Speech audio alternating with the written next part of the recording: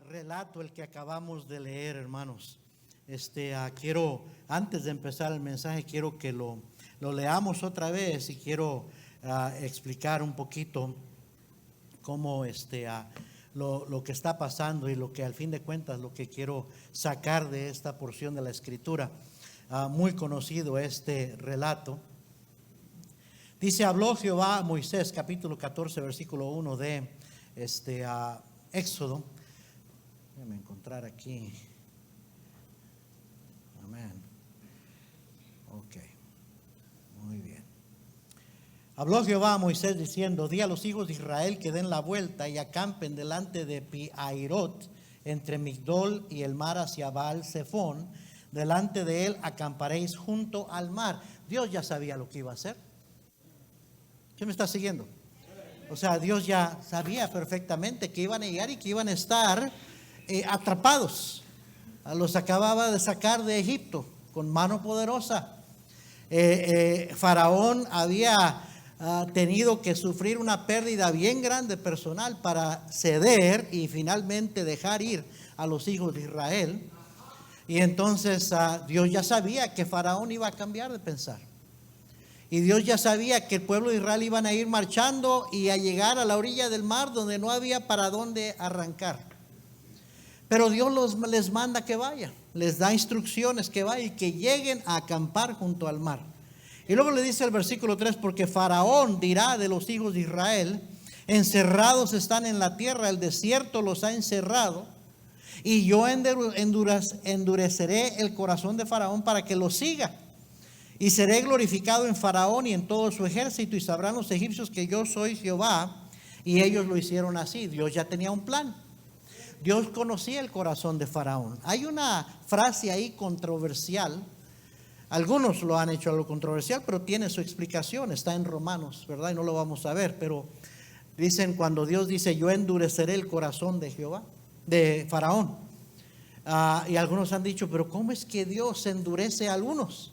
¿Qué no quiere Dios que todos se arrepientan? ¿Por qué endureció a Faraón? Es que Dios no somos robots, hermanos, tenemos libre albedrío. Dios no va a forzar a nadie a creer ni a hacer como Él quiere que crea. ¿Sí me está siguiendo? Es nuestra decisión. Tenemos la decisión de creer o no creer, de obedecer o no obedecer. Y Él ya sabía que Faraón no iba a obedecer.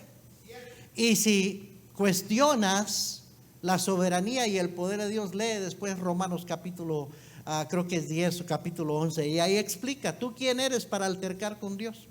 Dios es el alfarero, nosotros somos el barro. Dios puede exaltar a uno y puede destruir a otro, porque Dios es nuestro creador. Dios es dueño de todo, Dios es dueño de todos.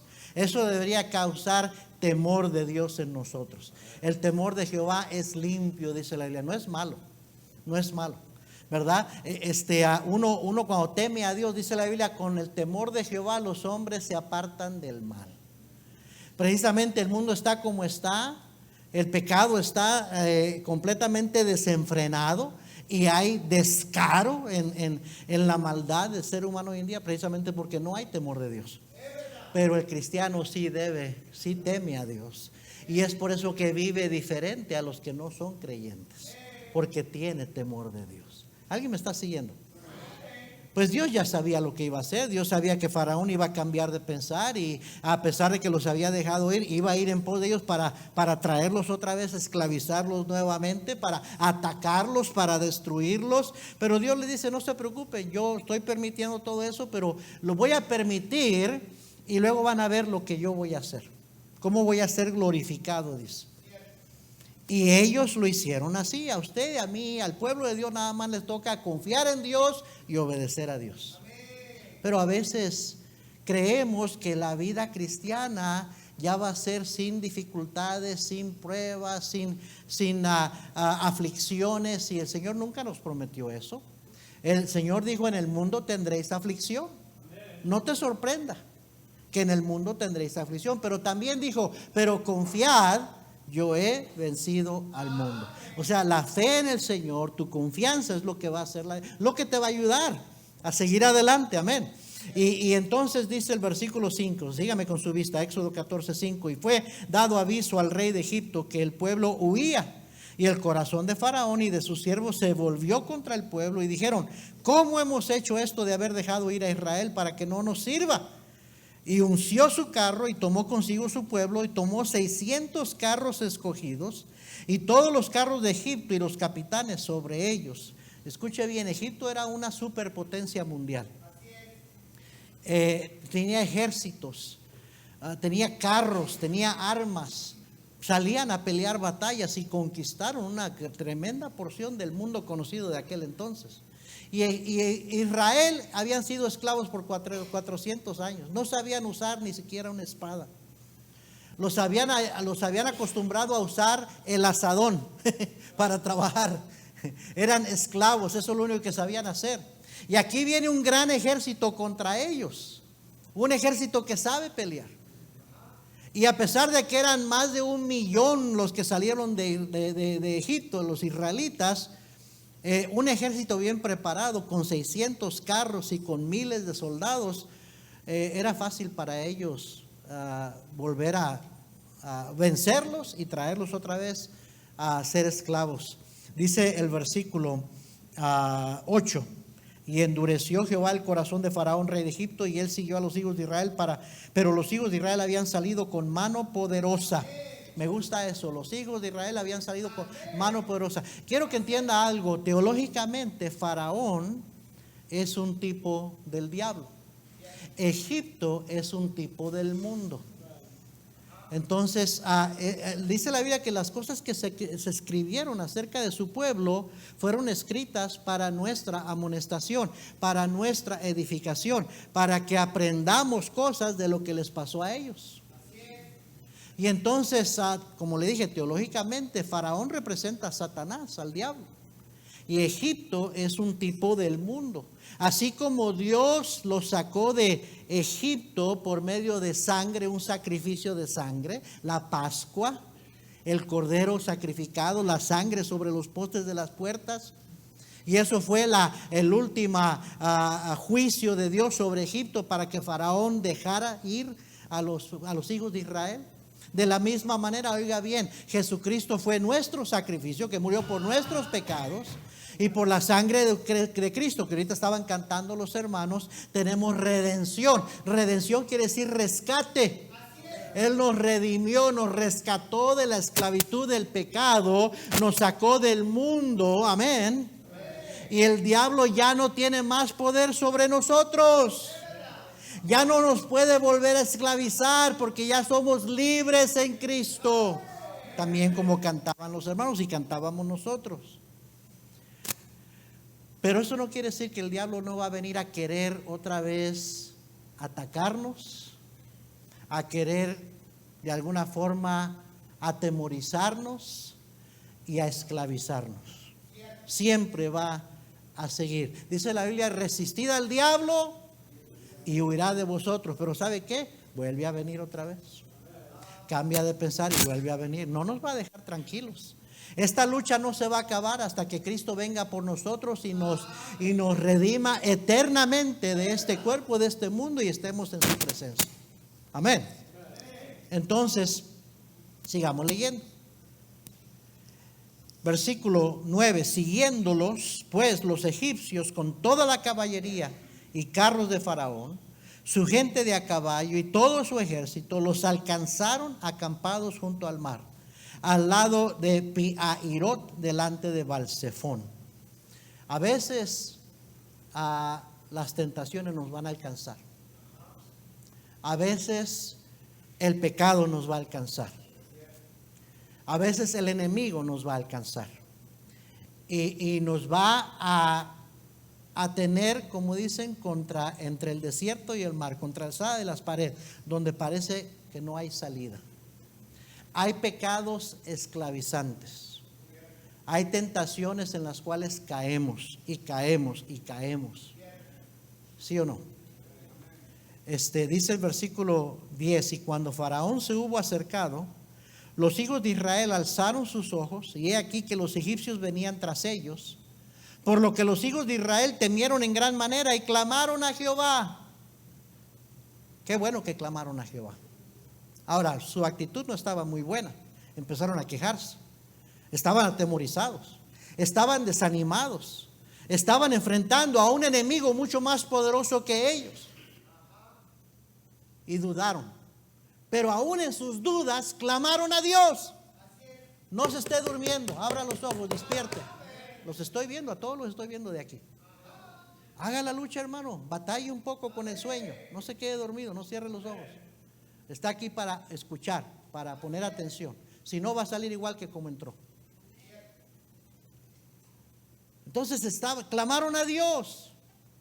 El problema es, oiga bien, cuando no realizamos, no reconocemos el enemigo que tenemos, el adversario que tenemos, que anda como león rugiente buscando alrededor a quien devorar, dice 1 Pedro 5:8, y creemos, o sea, estamos bien quitados de la pena, no oramos, no clamamos a Dios. De alguna manera intentamos nosotros enfrentar al enemigo en nuestras propias fuerzas. Ellos, es cierto que dudaron, es cierto que se quejaron, pero por lo menos clamaron a Dios porque temieron al enemigo. El diablo anda detrás de ti, hermano. El diablo anda detrás de ti, joven. Estamos en una lucha espiritual, una lucha que no es contra sangre y carne, dice la Biblia, contra huestes espirituales de maldad en las regiones celestes. La Biblia lo dice. Y en nuestro adversario, el diablo, sí anda como un león rugiente buscando alrededor a quien devorar. El problema es que muchos cristianos están bien quitados de la pena, no creen. Y por eso siguen cayendo vez tras vez en tentación, en pecado tras pecado y en fortaleza tras fortaleza y viven derrotados en vez de vivir en victoria. Dice versículo 11, y dijeron a Moisés: ¿no había sepulcros en Egipto que nos has sacado para que muramos en el desierto? Pensaban que ahí iban a morir. Vieron el gran ejército de Egipto venir con ellos. Ellos no están armados. Y viene un ejército bien armado, dice, y ya no hay para dónde correr. Dice, aquí vamos a morir. Aquí, de esta dificultad, de esta situación, no podemos escapar. Y entonces en su temor, en su pánico, en su frustración, le dicen a Moisés: ¿nos hubieras dejado morir en Egipto? ¿Sabe que así hay cristianos que piensan: yo tenía menos problemas antes de ser cristiano? Y ahora que acepté a Cristo, ahora que vengo a la iglesia, parece ser que más problemas tengo. Y dicen: estaba mejor antes de venir a Cristo. Qué locura decir eso. Qué insensatez decir eso. Y le dijeron a Moisés: ¿por qué has hecho así con nosotros, que nos has sacado de Egipto? ¿No es esto lo que te hablamos en Egipto, diciendo: déjanos servir a los egipcios? Porque mejor nos fuera servir a los egipcios que morir nosotros en el desierto. La gente, cuando está en medio de una prueba, en una dificultad, en una tragedia, en una lucha grande, en una adversidad, en un desánimo, a veces dice cosas que no debería decir. No está pensando, está hablando ¿cómo dicen? Están hablando de su, ¿cómo se dice? De su enojo, de su frustración, de su frustración. Pero mire lo que le dice Moisés, versículo 13. Y Moisés dijo al pueblo: no temáis, estad firmes y ved la salvación que Jehová hará hoy con vosotros. Porque los egipcios que hoy habéis visto, nunca más para siempre los veréis. Jehová peleará por vosotros y vosotros estaréis tranquilos. ¿Sabe que Dios quiere que entendamos que Él es el que pelea nuestras batallas, hermano? Que Él es el que nos da la victoria. Lamentablemente, muchos hijos de Dios viven vidas derrotadas, sin satisfacción.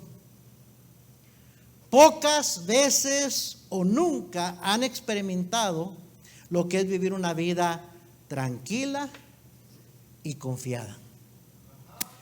En Isaías capítulo 30, Dios le reprocha a su pueblo diciéndole: porque así dijo Jehová el Señor, el Santo de Israel: en descanso y en reposo seréis salvos, en quietud y en confianza será vuestra fortaleza.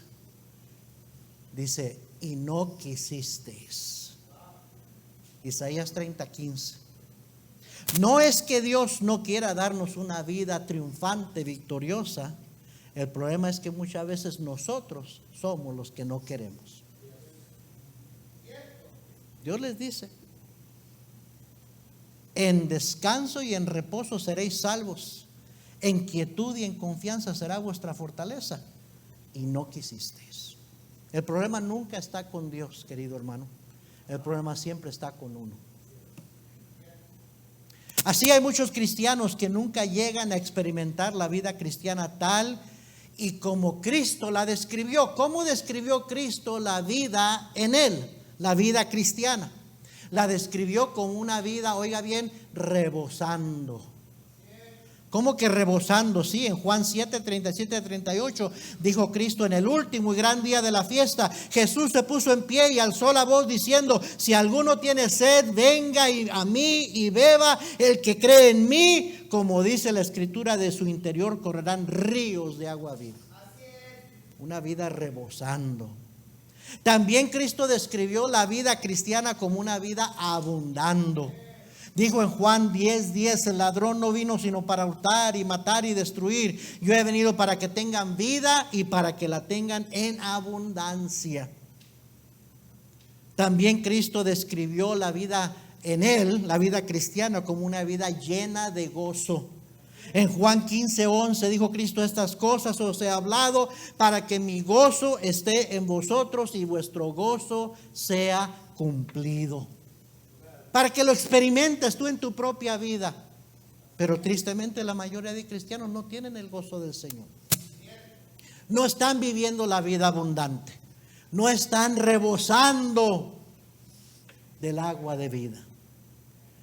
Los apóstoles describieron la vida cristiana así: una vida con verdadera libertad. En Juan 8:32 Cristo dijo: y conoceréis la verdad y la verdad os hará libres. Y luego dijo: así que si el Hijo os libertare, seréis verdaderamente libres. Pablo a los romanos, en Romanos 6:16 al 18 les dijo: ¿no sabéis que si os sometéis a alguien como esclavos para obedecerle, sois esclavos de aquel a quien obedecéis, sea del pecado para muerte o sea de la obediencia para justicia? Pero gracias a Dios que aunque erais esclavos del pecado, habéis obedecido de corazón aquella forma de doctrina a la cual fuisteis entregados, y libertados del pecado vinisteis a ser siervos de la justicia. Y luego les dice: mas ahora que habéis sido libertados del pecado y hechos siervos de Dios, tenéis por vuestro fruto la santificación y como fin la vida eterna. La vida de un cristiano debería ser una vida en libertad, no en esclavitud del pecado. También dijo el apóstol Pablo que la vida cristiana debería ser una de triunfo en triunfo. En 2 Corintios 2:14 dice: mas a Dios gracias, el cual nos lleva siempre en triunfo en Cristo Jesús. Por medio de nosotros manifiesta en todo lugar el olor de su conocimiento. O sea que cuando otros ven a un cristiano, deberían de ver una vida victoriosa. Una vida en victoria, una vida llena de gozo, una vida rebosando, una vida libre de la esclavitud del pecado, de tentaciones. También la vida cristiana, la Biblia nos dice que debería de ser una vida llena de amor verdadero. En 1 de Juan 2:5-6 dice: pero el que guarda su palabra, el cristiano debería guardar la palabra de Dios, pero el que guarda su palabra, en este verdaderamente el amor de Dios se ha perfeccionado. Por esto sabemos que estamos en Él. El que dice que permanece en Él debe andar como Él anduvo. Amén. La verdad es esta, hermanos, que así quisiéramos vivir todos los cristianos. Eso es lo que el deseo de nuestro corazón, eso es lo que imaginamos que debe de ser la vida cristiana. ¿Qué es lo que significa vivir una vida en victoria? Hay 7 características de una vida que está rebosando, abundando, gozosa, con verdadera libertad, triunfante y llena del amor de Dios. 7 características. Pero antes que nada, necesito aclarar lo que la vida cristiana no significa. Primeramente, no es una vida que nunca peca. ¿Me está entendiendo, verdad? La vida cristiana, abundando, rebosando, gozosa, no es una vida que nunca peca, sino una vida que tiene victoria sobre el dominio del pecado. La primera es algo imposible. Es imposible que no pequemos, porque todavía habitamos en un cuerpo pecaminoso. ¿Sí me está siguiendo? Y si usted se está esperando nunca pecar, se va a desanimar en cuanto peque, o cada vez que peque. Una vida victoriosa no necesariamente es una vida que nunca peca, sino lo que sí es una vida que tiene victoria sobre el dominio del pecado. La segunda sí es posible. En Cristo Jesús sí es posible. Segundo, no es una vida anormal. O sea, una que solo la pueden disfrutar algunos hijos de Dios. Super cristianos. Yo no conozco a ningún super cristiano que nunca sufre una caída, que nunca se equivoca, que nunca se entristece. ¿Sí me está siguiendo? Sino una que es, oiga bien, una que es proveída para todo hijo de Dios. Es una vida que es proveída, una vida victoriosa, es una vida que es proveída para todo hijo de Dios y accesible para todos aquellos que estén dispuestos a obedecer los principios en la palabra de Dios. La victoria ahí está a nuestro alcance, siempre y cuando estemos dispuestos a poner en práctica principios bíblicos, a confiar en el Señor. Tercero, no es una vida en la cual no existen tentaciones, sino una en la cual la tentación es soportada. Dice la Biblia en 1 Corintios 10:13, no os ha sobrevenido ninguna tentación que no sea humana, pero fiel es Dios, que no os dejará ser tentados más allá de lo que podáis soportar, sino que juntamente con la tentación se dará la salida para que podáis soportar. ¿Sí me está siguiendo, hermano? No es una vida de victorias superficiales, sino una vida de victorias reales por fuera y por dentro también, o sea, victorias personales. Podemos fingir que estamos viviendo en victoria, pero la pregunta es, ¿estás tú personalmente viviendo en victoria? ¿Victoria espiritual? ¿O nomás has aprendido a fingirlo por fuera? No es una vida en la cual la victoria se alcanza y ya llegaste, ya llegamos, no. Sino una que es un continuo esfuerzo y lucha a través de toda tu vida. Nunca cesa la lucha, nunca puedes bajar la guardia, nunca puedes decir ya llegué, ya estoy bien así. Amén.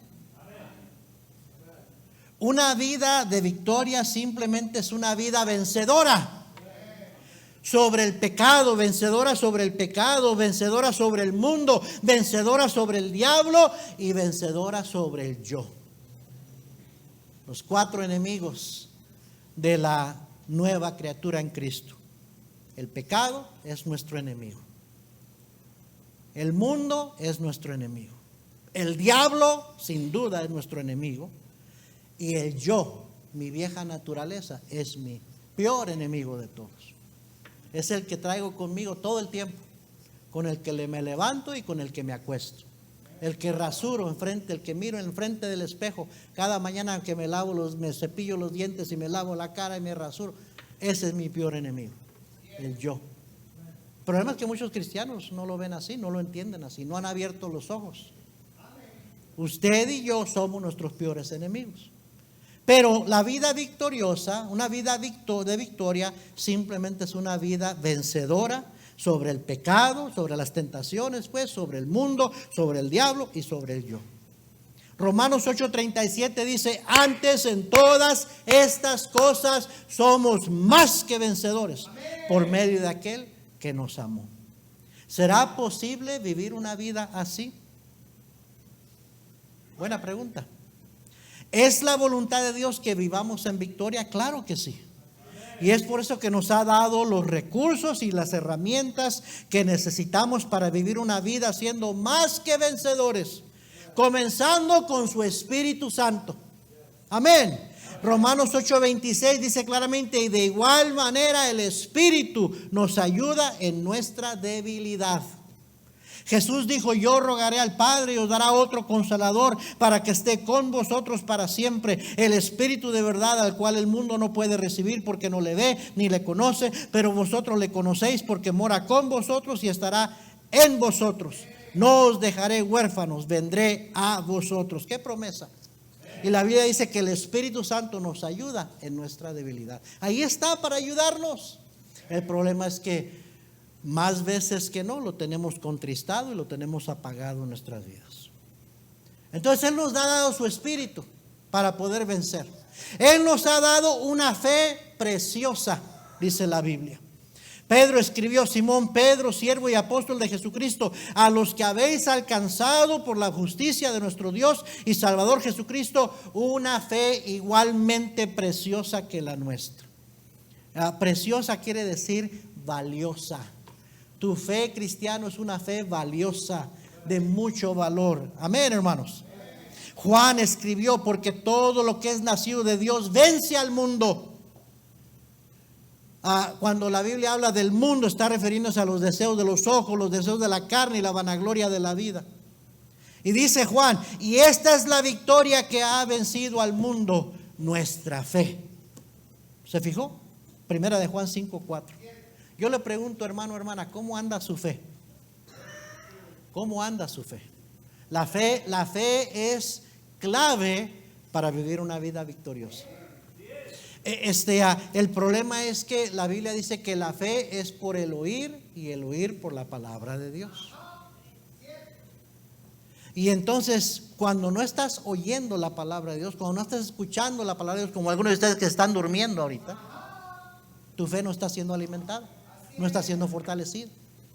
Porque la fe es por el oír y el oír por la palabra de Dios. El oír por la palabra de Dios. O sea que esto que estamos haciendo aquí no es religiosidad, hermanos. Es como venir a la mesa a sentarse a comer. Uno va a sentarse a comer porque tiene hambre, porque necesita alimento. ¿Sí o no? ¿Y qué fue lo que dijo Cristo? No solo de pan vivirá el hombre, sino toda palabra que sale de la boca de Dios. Entonces usted y yo no estamos aquí nomás para un ejercicio religioso. Estamos aquí porque venimos a alimentarnos de la palabra de Dios. Porque la fe es por el oír y el oír por la palabra de Dios. La fe o va a estar nutrida o va a estar desnutrida de acuerdo a si la alimentas o no la alimentas. Por eso dice Hebreos 10:25: no dejando de congregarnos como algunos tienen por costumbre, sino exhortándonos. Dice: y tanto más cuando veis que aquel día se acerca. No necesitamos menos iglesia, necesitamos más iglesia. Y no lo digo yo, lo dice la palabra de Dios. No es necedad del pastor que me quiere tener aquí en la iglesia. No, es que si nada más tú vieras tu necesidad del alimento espiritual, como ves la necesidad, tu necesidad de alimento físico, sería muy diferente tu fe. Entonces hay muchos cristianos malnutridos espiritualmente porque no se alimentan. Efesios 4 y versículo 12 dice la palabra de Dios precisamente acerca de eso. Nos dice que Él mismo constituyó a unos apóstoles, a otros profetas, a otros evangelistas, a otros pastores y maestros. ¿Dónde puso a pastores y a maestros, evangelistas? En la obra del Señor, en la iglesia, a fin de perfeccionar. Esa palabra perfeccionar quiere decir madurar, completar a los santos para la obra del ministerio, para la edificación del cuerpo de Cristo, para que hasta que todos lleguemos a la unidad de la fe y del conocimiento del Hijo de Dios. Y luego dice, para que ya no seamos niños fluctuantes, llevados por doquiera de todo viento de doctrina. El Señor quiere usar la enseñanza y la predicación para madurarte, para completarte. La fe que tiene victoria no es una fe desnutrida, raquítica, fluctuante. Es una fe que está fortalecida, que está bien alimentada. Esa es la fe que nos ha dado el Señor. También nos ha dado una esperanza viva. Dice Pedro, bendito el Dios y Padre de nuestro Señor Jesucristo, que según su grande misericordia nos hizo renacer para una esperanza viva por la resurrección de Jesucristo de los muertos. Pablo escribió enseñándonos que renunciando, oiga, agarra esto, hermano, que renunciando a la impiedad y a los deseos mundanos, vivamos en este siglo sobria, justa y piadosamente, aguardando la esperanza bienaventurada y la manifestación gloriosa de nuestro gran Dios y Salvador Jesucristo, quien se dio a sí mismo por nosotros para redimirnos de toda iniquidad, rescatarnos de toda iniquidad y purificar para sí un pueblo propio, celoso de buenas obras. La esperanza que Dios nos dio es para tener victoria sobre todo aquello que nos puede derrotar, que nos puede esclavizar. Juan escribió, y todo aquel que tiene esta esperanza en Él se purifica a sí mismo, así como Él es puro.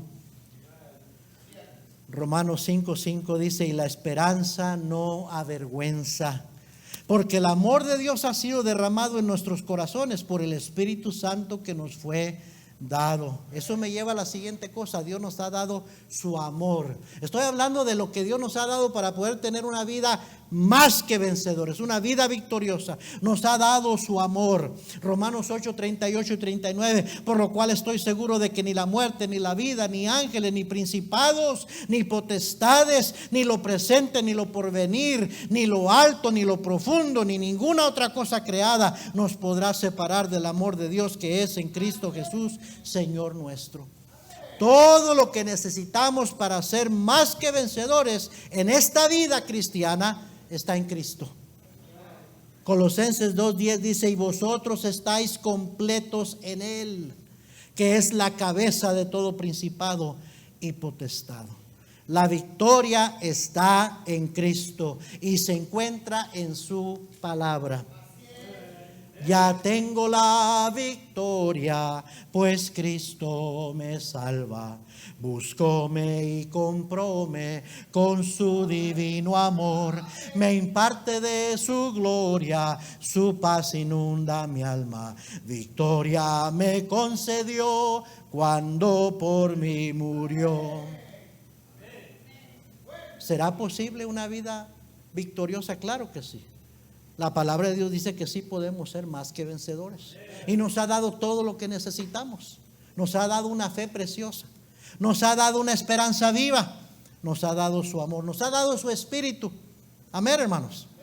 ¿Cuál es el secreto para vivir una vida en victoria? Mire, regrese a Éxodo 14 y le voy a dar unas cositas y terminamos, oramos y nos vamos.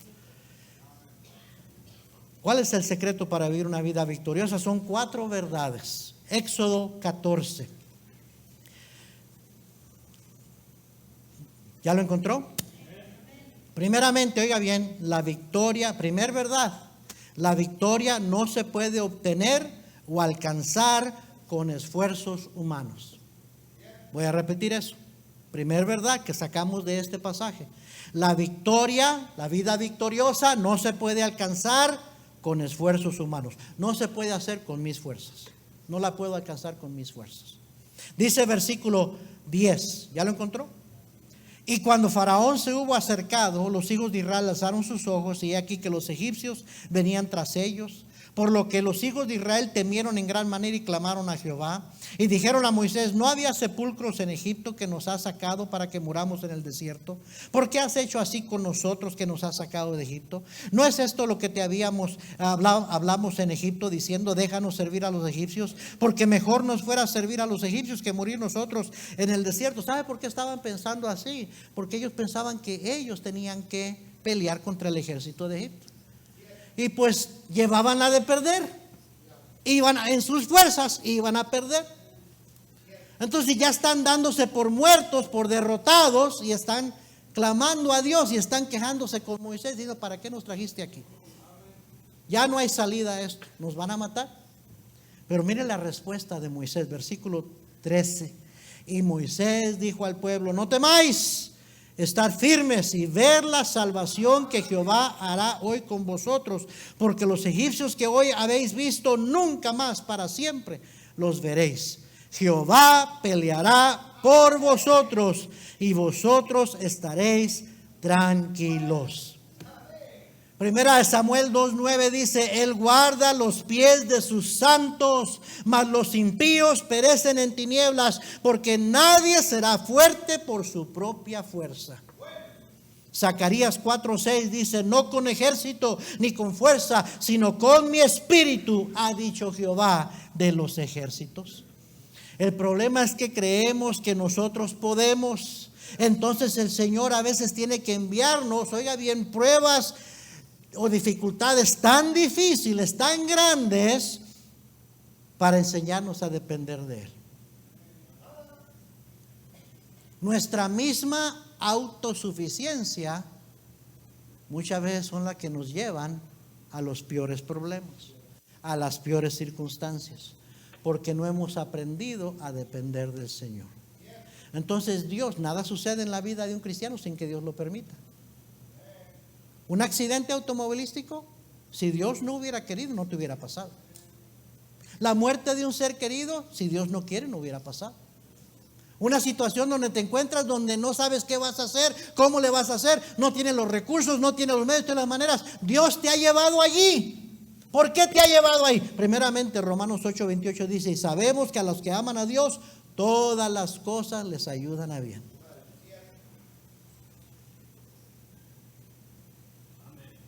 Amén. Cáncer. ¿Por qué Dios? ¿Por qué Dios permitió que me diera cáncer? A lo mejor porque Dios quiere que lo busques a Él, que dependas más de Él.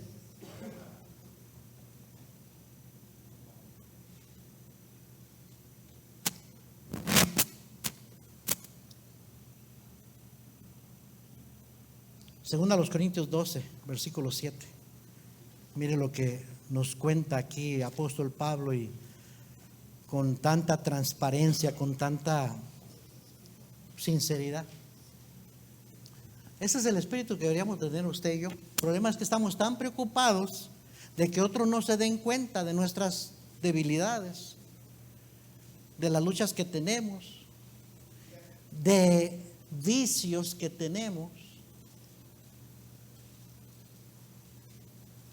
Y pues estamos más preocupados de lo que la gente cree, la gente piensa de nosotros, que de tener la ayuda de Dios. Por eso no pedimos consejo, no pedimos ayuda, no pedimos oración, porque se va a dar cuenta la gente. Y mientras sigas pensando así, Dios no te puede ayudar, porque estás muy preocupado de tu reputación. A veces estamos muy preocupados de nuestra reputación. ¿Sabe lo que usted y yo somos? Somos viles pecadores salvos por gracia. Dice, por si lo dudabas, dice la Biblia: lo vil, lo menospreciado, lo que no es, escogió Dios para avergonzar lo que sí es. El cristiano debería ser la persona más humilde y más sincera y más transparente que hay. Estoy luchando con esto, hermanos, oren por mí. Tengo este problema, necesito que Dios me ayude. Pero no, me van a juzgar, van a ver que soy débil, van a ver que soy pecador. De veras, no, yo no sabía que eras pecador.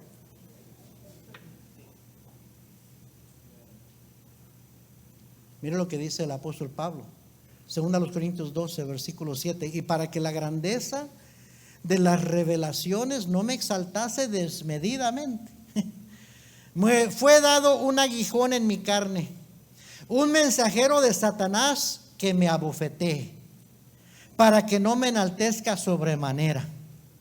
¿Sabe lo que está diciendo Pablo? Mi problema es que soy muy orgulloso. Pablo estaba muy preparado. Era fariseo de fariseos, dijo en otro pasaje. Había estudiado a los pies de un doctor de la ley. Conocía las escrituras. Y dice, el problema es que mi tendencia es enaltecerme, ensoberbecerme, jactarme. Y dice, como Dios me conoce, me envió un mensajero, un aguijón en mi carne, para humillarme. Eso es lo que está diciendo. Versículo 8, 2 Corintios 12:8. Respecto a lo cual 3 veces he rogado al Señor que lo quite de mí. Y me ha dicho, ¿qué le dijo? Bástate mi gracia. ¿Sabe lo que traducción? No te voy a curar. Muchos son de la opinión que ese aguijón en la carne de Pablo es que se estaba quedando ciego.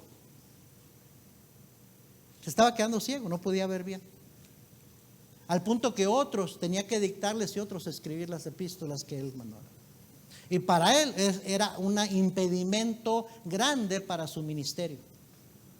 Y 3 veces le rogó a Cristo que lo sanara. Curioso que Pablo oró por otros y fueron sanados, pero oró por él mismo y Cristo le dijo, no, a ti no te voy a sanar. Bástate mi gracia. O sea, en inglés dice que mi gracia sea suficiente para ti. No te voy a quitar esta enfermedad, te voy a dar la gracia para soportar la enfermedad. Ándele. Eso es lo que le dijo Cristo. Bástate mi gracia, porque mi poder, léalo, 2 Corintios 12:9. Porque mi poder se perfecciona en la debilidad. Yo no puedo obrar en tu vida si tú crees que tú puedes. Cuando tú crees que puedes, entonces yo ya no puedo hacer nada. Te dejo que tú lo hagas como tú puedas. Y sigue cayéndote de narices, sigue fracasando, sigue de un fracaso, otro fracaso, de una derrota, otra derrota. Yo no te voy a ayudar porque tú crees que tú puedes. ¿Alguien me está siguiendo? Dice, por tanto, concluye el apóstol, por tanto, de buena gana me gloriaré más bien en mis debilidades. O sea, ¿para qué quejarme? Mejor las reconozco, las acepto. Las acepto. Dice, para que repose sobre mí el poder de Cristo. Por lo cual, por amor a Cristo, me gozo en las debilidades, en afrentas. O sea, cuando tengo que pasar vergüenza, no me importa ser avergonzado, ser afrentado, que se burlen de mí. En necesidades, en persecuciones, en angustias, porque cuando soy débil, dígalo, entonces soy fuerte. Lo entendió. Cuando soy débil y reconozco que yo no puedo, es cuando ahí vienen las fuerzas que vienen de Él para ayudarme. Amén, hermanos. La victoria no se puede obtener o alcanzar con esfuerzos humanos. Segundo, la victoria viene de parte del Señor. Proverbios 21:31, el caballo se alista para el día de la batalla, mas Jehová es el que da la victoria.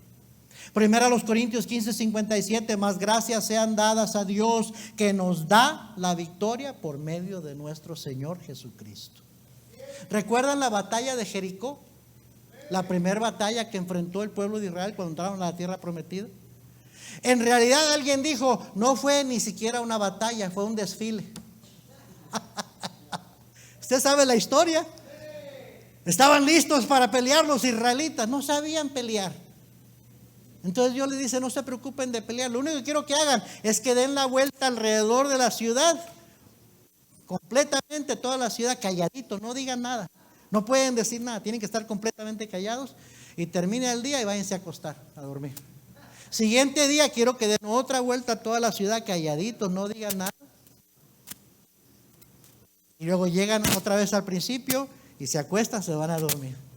6 días así, esto. Yo creo que algunos soldados ahí estaban rascando la cabeza y pues ¿cómo vamos a derrotar al enemigo? ¿Marchando?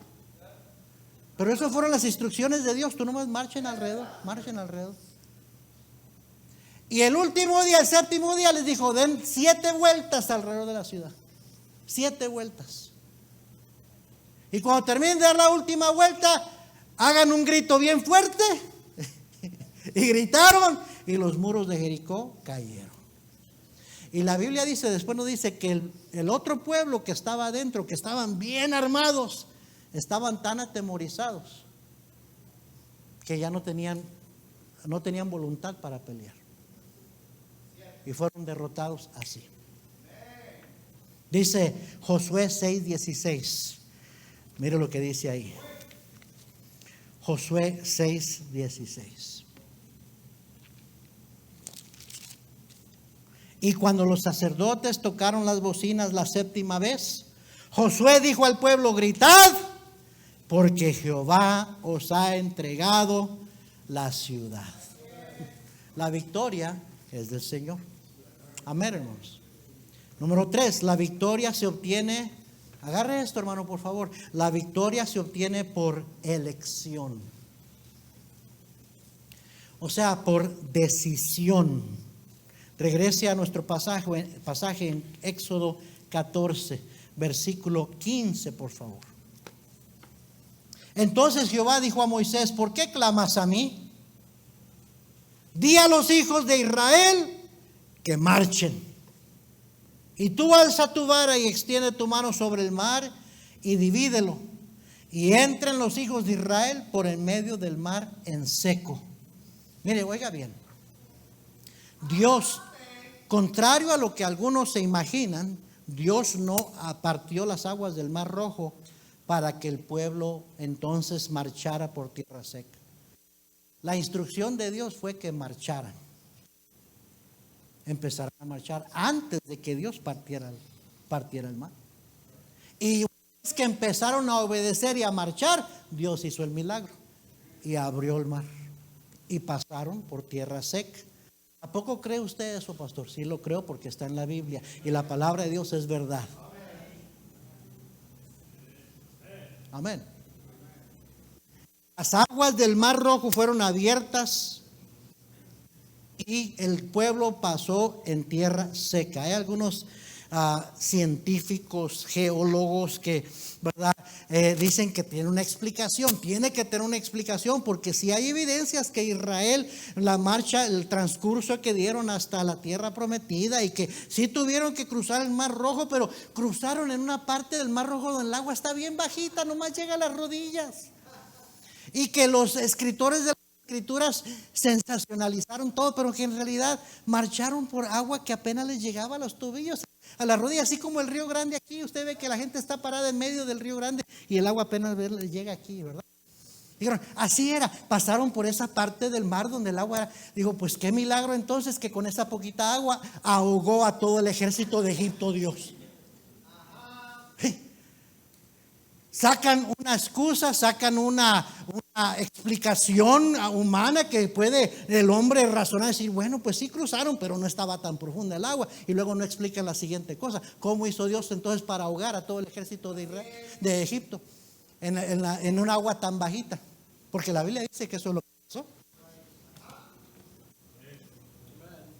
Siempre va a haber gente que no va a querer creer.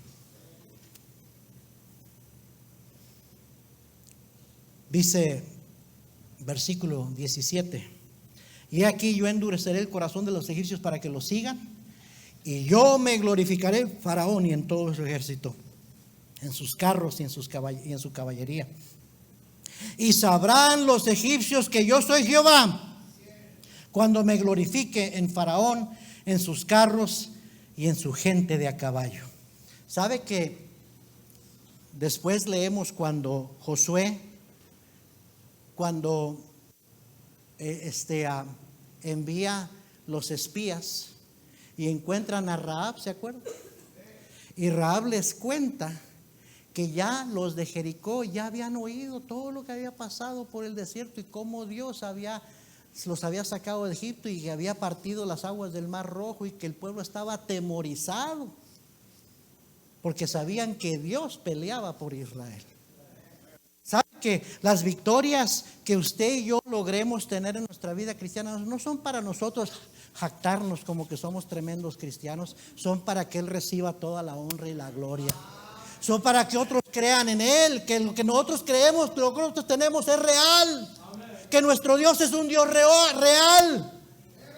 Para eso Él quiere darnos victorias.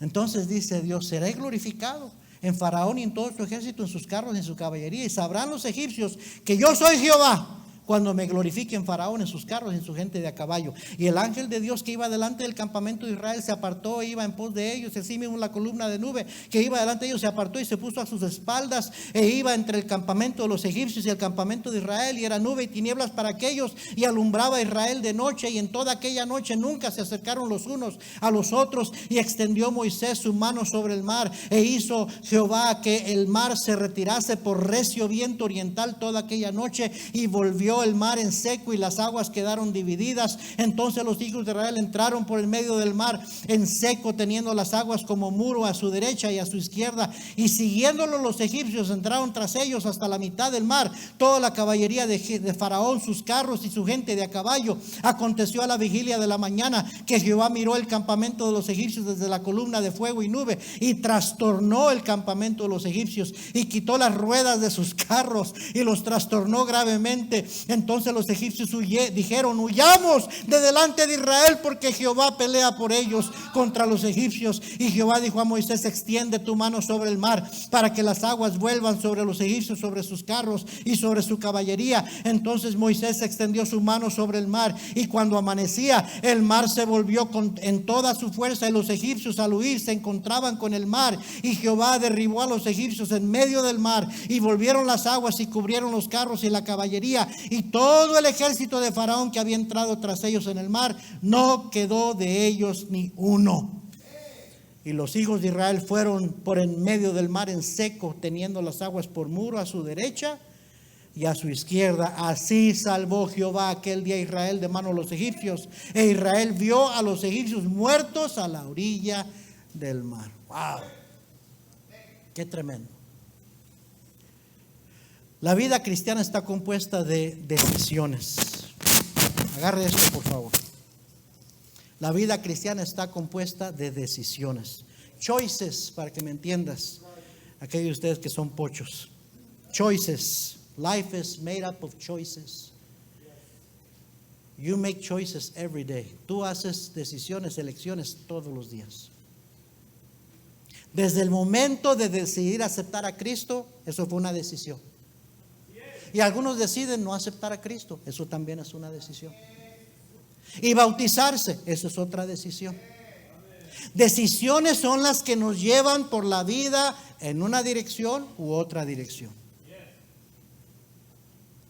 It's your choices that will bring the thrill of victory or the agony of defeat. Son tus decisiones que te van a llevar a la victoria o a la derrota. Obedecer es una decisión, es una elección. En Josué 24:15, Josué, antes de terminar su ministerio, exhorta al pueblo y le dice: escogeos, escogeos hoy a quien sirváis, y a los dioses a quienes sirvieron vuestros padres cuando estuvieron al otro lado del río, o a los dioses de los amorreos en cuya tierra habitáis, pero yo y mi casa serviremos a Jehová. Es una decisión. Romanos capítulo 6. Ya estoy terminando. Romanos capítulo 6, versículo 12. Romanos 6:12. Mire la exhortación para el cristiano. No reine pues el pecado en vuestro cuerpo mortal, de modo que lo obedezcáis en sus concupiscencias. Ni tampoco presentéis vuestros miembros al pecado como instrumentos de iniquidad, sino presentaos vosotros mismos a Dios como vivos de entre los muertos, y vuestros miembros a Dios como instrumentos de justicia. Dice, en vez de vivir para el pecado, decide vivir para el Señor. En vez de servir al pecado, decide servir al Señor. Versículo 14, porque el pecado no se enseñoreará de vosotros, pues no estáis bajo la ley, sino bajo la gracia. ¿Qué pues? ¿Pecaremos porque no estamos bajo la ley, sino bajo la gracia? En ninguna manera. La vida cristiana no es licencia para vivir como se te da la gana, sino para vivir para el Señor. Lo digo porque hay muchos que argumentan que por la libertad que tenemos en Cristo, a Dios no le importa cómo vivo, nomás con que yo sea sincero de corazón. Dicen, lo que importa es el corazón. Entonces, las decisiones que tomo, cómo vivo, ¿Cómo ando brincando de una relación a otra relación en fornicación? Si ando bebiendo alcohol, usando drogas, esto y esto otro. Que al cabo lo que no le importa es que yo soy sincero de corazón. Se están engañando a sí mismos. Es una decisión. Es una elección. Y tus decisiones son las que te van a llevar en una dirección u otra. Te van a llevar a la victoria, te van a llevar a la derrota. ¿Me pueden entender eso, hermanos? Yo he dicho que las decisiones en la vida son como las salidas en los freeways, como los exits en los freeways. Tú decides por qué salida te vas a salir, pero cuando te sales por esa salida, márcalo. Esa salida, ese camino te va a llevar en cierta dirección. Es inevitable. A veces podemos dar la vuelta en un rápido y regresar sin mayor pérdida de tiempo y consecuencias. A veces tardamos en poder regresar al camino que debimos haber estado. Porque nuestras decisiones traen consecuencias, traen resultados. Amén. Dice aquí el versículo 16: ¿no sabéis que si os sometéis a alguien como esclavos para obedecerle, sois esclavos de aquel a quien obedecéis, sea del pecado para muerte o sea de la obediencia para justicia? Pero gracias a Dios que aunque erais esclavos del pecado, habéis obedecido de corazón a aquella forma de doctrina a la cual fuisteis entregados, y libertados del pecado, vinisteis a ser siervos de la justicia. Hablo como humano por vuestra humana debilidad, que así como para iniquidad presentaste vuestros miembros para servir a la inmundicia y a la iniquidad, así ahora para santificación presentad vuestros miembros para servir a la justicia. Me acuerdo de un hermano que era un capitán de ruta de autobús, el hermano Donato. Y la vez que me tocó ir a tocar puertas, a visitar su ruta con él, llegó a mediodía. Yo no llevaba mucho dinero en la cartera, y entonces llegamos a la hora de lunch. Paramos en una gasolinera, en una como 7-Eleven, a comprar algunas chucherías, nachos y hot dogs, cosas así para comer y para seguir visitando la ruta, porque era cuestión de 3-4 horas andar afuera tocando puertas. Y entonces traía hambre yo, y mis 2 hijos que andaban conmigo, Fred y Sally, traían hambre también. Pero no traía mucho dinero. Entonces yo le dije a mis niños, no agarren mucho, nomás una cosita chiquita, no muy cara, porque es todo lo que traigo. Y vamos a compartir una soda. Pero el hermano llevaba toda su familia y sacó la cartera y les empezó a comprar todos, que sándwiches, que burritos, que pizza, que papitas, que sodas, que hasta dulces, y le dijo a mis hijos también que agarraran. Y yo estoy diciendo, no traigo dinero, que no agarren. Pero dijo, no, pastor, dijo, déjenlos que agarren. Yo lo pago. Y me dijo esto el hermano, me dice, pastor, antes de ser salvo yo me aventaba la mitad de mi cheque en borracheras, y mi familia padecía hambre, y a mí no me pesaba gastarme en las cervezas con mis amigos, y gastaba y le compraba a otros. Dice, eso hacía cuando estaba en mi ignorancia, pero ahora que Cristo me salvó y ahora que tengo mi familia intacta y mis hijos en los caminos del Señor, no es nada para mí gastar unos $30-$40. Me gastaba mucho más en cosas que no convenían, dice. Ahora ando sirviendo al Señor con mi familia. ¿Se fija la diferencia de decisión? ¿Cómo vives? ¿Para qué usas tus recursos? La diferencia de vida que hay. Hay gente que pierde sus familias, pierde su dignidad, pierden sus trabajos, pierden sus matrimonios por decisiones que ellos mismos tomaron. Y hay otros que viven felices con sus hijos en los caminos del Señor, sus familias, por decisiones buenas que tomaron. Los dos tienen las mismas promesas accesibles a ellos, pero unos las toman, otros no. Amén. Y estoy hablando de cristianos, porque si hay cristianos que tienen vicios, si hay cristianos que tienen adicciones, si hay cristianos que tienen malos hábitos, si hay cristianos con fortalezas que los tienen esclavizados. Pero Dios no quiere que vivas de esa manera. Dios quiere que tengas victoria. Amén. Por último, la vida victoriosa se mantiene con una actitud correcta. Con una actitud correcta. Versículo 29, 14 de Éxodo. Y los hijos de Israel fueron por el medio del mar en seco, teniendo las aguas por muro a su derecha y a su izquierda. Así salvó Jehová aquel día a Israel de mano de los egipcios. E Israel vio a los egipcios muertos a la orilla del mar. Y vio a Israel aquel grande hecho que Jehová ejecutó contra los egipcios. Y el pueblo temió a Jehová y creyeron a Jehová y a Moisés su siervo. Si te queda suficiente tiempo en los caminos del Señor y confías en Él, vas a ver grandes victorias en tu vida. La vida cristiana es una carrera, pero no es una carrera de 100 metros. ¿Vieron las carreras de las Olimpiadas? Está la carrera de 100 metros. Qué rápidos son esos hombres. Esas mujeres, ¿no? Zancadotas que dan y lo rápido que terminan los 100 metros, 200 metros. Pero ¿saben los que realmente tienen aguante? Los que corren maratones. Esos que corren 100, 200 metros no la harían en un maratón. ¿Sí o no?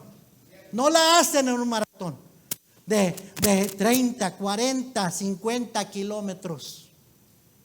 Y ahí va, despacito, despacito, pero terminan. Así es la vida cristiana, es un maratón, hermanos.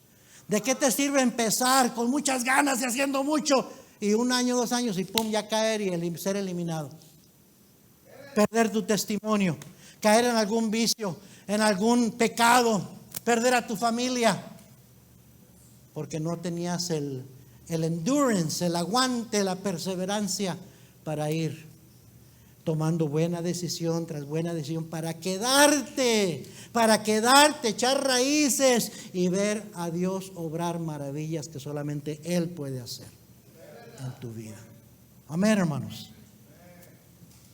La victoria, alguien dijo, la victoria es solo victoria si se mantiene. Esas victorias rapiditas no son victorias a menos que no permanezcan. Amén. ¿Cuál es el secreto de la victoria continua? Hebreos 12:2 lo dice: puestos los ojos en Jesús, el autor y el consumador de la fe. ¿Sobre qué necesita obtener victoria en su vida, hermano, hermana? ¿Sobre el pecado? Dice la Biblia, sabiendo esto, que nuestro viejo hombre fue crucificado juntamente con él, para que el cuerpo del pecado sea destruido, a fin de que no sirvamos más al pecado. No reine pues el pecado en vuestro cuerpo mortal, de modo que lo obedezcáis en sus concupiscencias. Porque el pecado no se enseñoreará de vosotros, pues no estáis bajo la ley, sino bajo la gracia. Necesita obtener victoria sobre tentaciones. No os ha sobrevenido ninguna tentación que no sea humana, pero fiel es Dios, que no os dejará ser tentados más de lo que podéis resistir, sino que dará también juntamente con la tentación la salida para que podáis soportar. Necesita victoria sobre adicciones. Dice la Biblia, pues aunque andamos en la carne, no militamos según la carne, porque las armas de nuestra milicia no son carnales, sino poderosas en Dios para la destrucción de fortalezas. Necesita victoria sobre el desánimo. Dice la Biblia, considerad aquel que sufrió tal contradicción de pecadores contra sí mismo, para que vuestro ánimo no se canse hasta desmayar. Es más, dice la Biblia, el hombre de doble ánimo es inconstante en todos sus caminos. Algunos, eso es lo que les previene vivir en victoria, su estado de ánimo. Por eso Santiago dijo: y vosotros los de doble ánimo, purificad vuestros corazones. El problema es tu corazón. La razón que te encuentras desanimado, me está yendo tan bien, es porque no te has dado cuenta del problema. El problema es tu corazón. No necesitas que te apapache. Lo que necesitas no es que te den palmaditas en la espalda y te digan: ay, te comprendo. Lo que necesitas es fajarte bien y venir a confesar tus pecados y decirle al Señor: Señor, no puedo con esto, ayúdame, te necesito. Lo que usted y yo necesitamos no es conmiseración, no es lástima, no es ser apapachados, es purificar nuestro corazón. Eso es lo que necesitamos. Si usted está aquí y no conoce a Cristo como su Salvador personal, Él le ofrece victoria sobre la muerte y el infierno. Dice la Biblia: y a vosotros, estando muertos en pecados, os dio vida juntamente con Él, perdonándoos todos los pecados, anulando el acta de los decretos que había contra nosotros, que nos era contraria, quitándola de en medio y clavándola en la cruz, y despojando a los principados y a las potestades, los exhibió públicamente, triunfando sobre ellos en la cruz. Cristo ganó nuestra salvación triunfando sobre el pecado en la cruz del Calvario. Y nos quiere dar esa victoria a nosotros. Cuando el pueblo acabó de cruzar el Mar Rojo por tierra seca y vio a sus enemigos destruidos, ¿sabe lo que hicieron? Cantaron. Cantaron. Éxodo capítulo 15, véalo conmigo y ya termino con esto. Éxodo 15. ¿Cuál fue la respuesta de Israel, de Moisés y de Israel, cuando Dios les dio esa tremenda victoria? Cantaron. Alabaron al Señor. Capítulo 15, versículo 1. Entonces cantó Moisés y los hijos de Israel este cántico a Jehová y dijeron: cantaré yo a Jehová porque se ha magnificado grandemente. Ha echado en el mar al caballo y al jinete. Jehová es mi fortaleza y mi cántico, y ha sido mi salvación. Este es mi Dios, y lo alabaré, Dios de mi Padre, y lo enalteceré. Versículo 6. Tu diestra, oh Jehová, ha sido magnificada en poder. Tu diestra, oh Jehová, ha quebrantado al enemigo, y con la grandeza de tu poder has derribado a los que se levantaron contra ti. Versículo 11. ¿Quién como tú, oh Jehová, entre los dioses? ¿Quién como tú, magnífico en santidad, terrible en maravillosas hazañas, hacedor de prodigios? Versículo 13. Condujiste en tu misericordia a este pueblo que redimiste, lo llevaste con tu poder a tu santa morada. Versículo 16, la última parte. Hasta que haya pasado tu pueblo, oh Jehová, hasta que haya pasado este pueblo que tú rescataste, tú los introducirás y los plantarás en el monte de tu heredad, en el lugar de tu morada que tú has preparado, oh Jehová, en el santuario que tus manos, oh Jehová, han afirmado. Jehová reinará eternamente y para siempre. La victoria es del Señor. La honra y la gloria son del Señor. En esta vida hay muchas cosas que nos pueden derrotar, que nos pueden hacer caer, que nos pueden hasta destruir, hermanos. Necesitamos al Señor. Necesitamos la victoria que viene de Él. Necesitamos su ayuda. No podemos hacerlo en nuestras fuerzas. Y cuando Él, si Él decide darnos la victoria, es para que usted y yo le alabemos y le demos la honra y la gloria a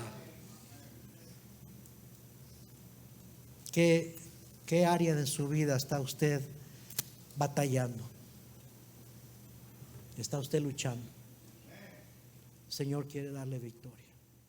Vamos a orar, todos ojos cerrados.